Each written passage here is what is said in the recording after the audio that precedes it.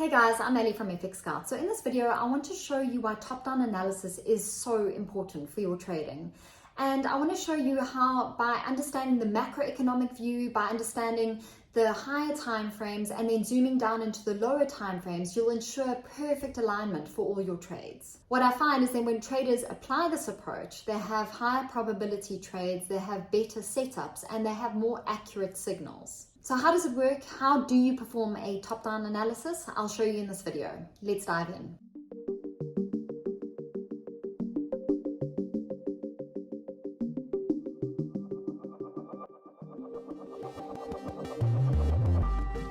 Before we get started, I just want to make you aware that Forex trading is risky and most traders lose money.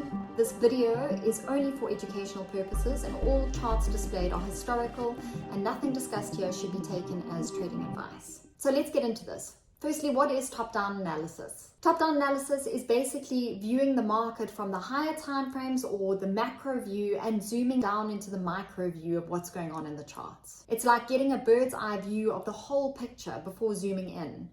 And this method is effective because it ensures that the big picture, smaller details, and even the economic factors align in the same direction. By using top-down analysis, you'll be able to avoid conflicts, like when the daily chart is showing one thing, but the hourly chart is showing something entirely different. So it basically means that your trades will be more profitable, but you'll also be able to manage your risk easier. So what is the perfect top-down analysis blueprint? Well, first you want to start with the macroeconomics. What I mean by this is what news events are affecting the Forex markets. Last week, Chris and I did a joint video where we discussed this particular topic. So if you want more information, please go check out that video. I'm sure you'll find it very useful. By understanding when currencies are strong or when there's some sort of catalyst that's causing volatility and movement in the markets, you'll be able to better position yourself. For example, like we saw a few weeks ago, the NFP numbers came in much lower than expected, and we had the Fed reiterating a rate cut in September.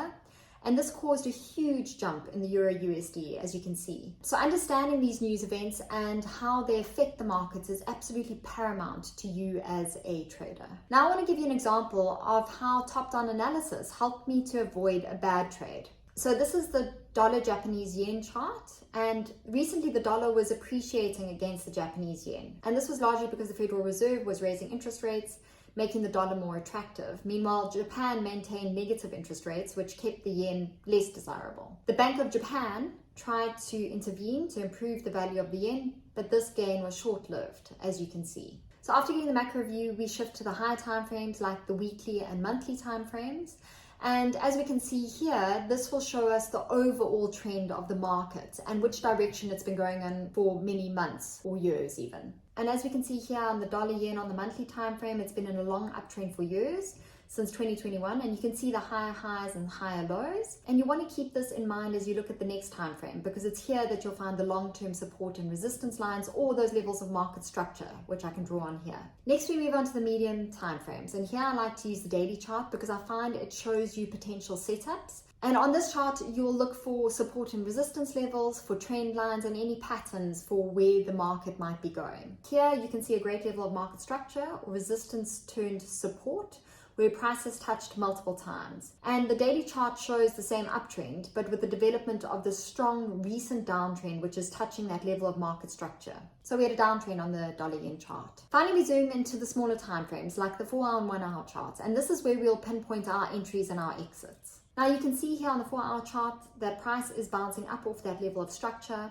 but we're still not clear where price will go, because even if it does bounce up, there is heavy resistance above the price in the form of the 200 EMA and that strong level of resistance that we can see in orange. Now, the reason I took you through this whole process was to show you that there is a conflict now between what the daily time frame is showing us and what the hourly and 4-hourly time frames are showing us. So on the higher time frame, it shows that price may continue downwards, but on the lower time frames, there is actually no clear signal that this will happen.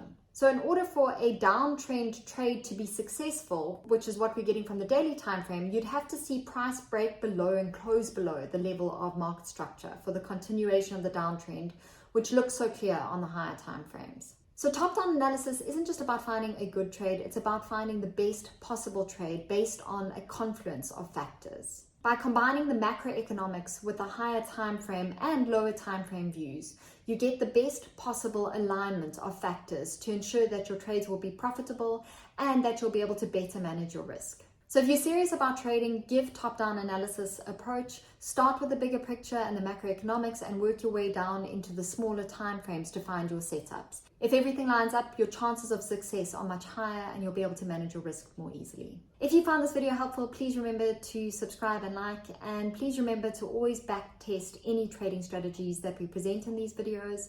Thanks for watching, and I'll see you again next week.